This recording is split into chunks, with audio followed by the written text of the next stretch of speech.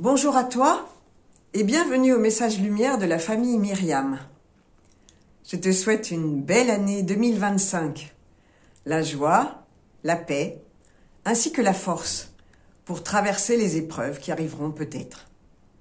Cette joie, cette paix et cette force, nous la trouverons en suivant Jésus. Écoutons ce que nous dit l'évangéliste Jean aujourd'hui. Le lendemain, voyant Jésus venir vers lui, Jean le Baptiste déclara : « Voici l'agneau de Dieu qui enlève le péché du monde.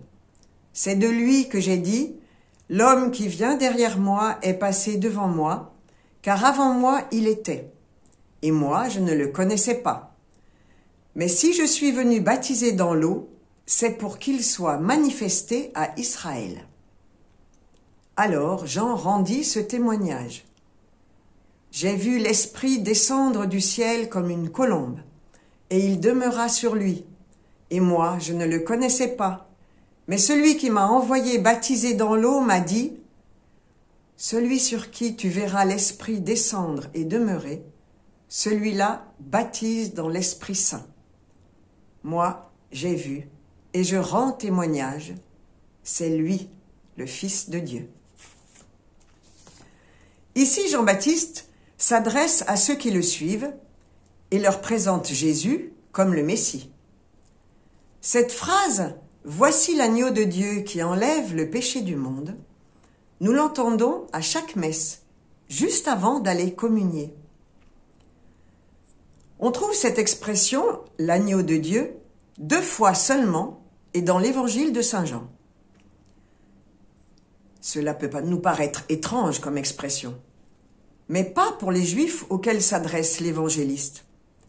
Ce mot évoque pour eux l'agneau pascal, qui était sacrifié tous les ans à Pâques, pour rappeler au peuple hébreu que Dieu l'avait libéré de l'esclavage, de la servitude, au temps du Pharaon.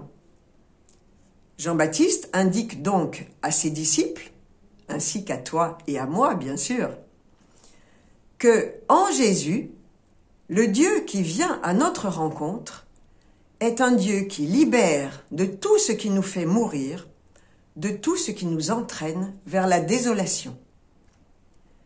Cette image de l'agneau renvoie aussi au Messie dont parle le prophète Isaïe, que connaissaient tous les Juifs de l'époque.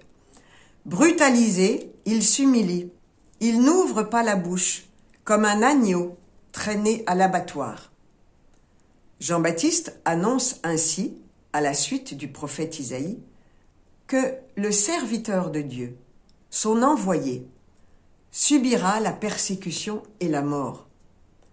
C'est en contradiction totale avec l'idée politico-religieuse du Messie qui était attendu et espéré comme le roi qui allait délivrer les Juifs de l'oppression romaine. Et puis Jean-Baptiste témoigne de ce qu'il a vu lors du baptême de Jésus. C'est amusant parce que les 3 autres évangélistes racontent la scène du baptême lui-même de Jésus, alors qu'ici, c'est ce qu'en a vu et compris Jean-Baptiste qui est raconté. Jean-Baptiste parle d'un homme sur lequel l'Esprit descend sous la forme d'une colombe.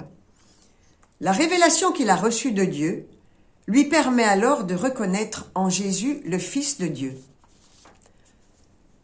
Alors, dans ce passage, Jean-Baptiste nous présente Jésus comme l'agneau de Dieu, mais aussi comme le Fils de Dieu rempli de l'Esprit Saint, descendu sur lui sous la forme d'une colombe. Ces 2 images, tirées du monde animal, sont des images de douceur et de non-violence. Elles correspondent bien à l'être de Jésus et à son rattachement au monde de Dieu. Par toute sa vie, Jésus nous a montré qu'il abhorre toute injustice et toute violence, et que son désir est que l'homme soit pleinement vivant.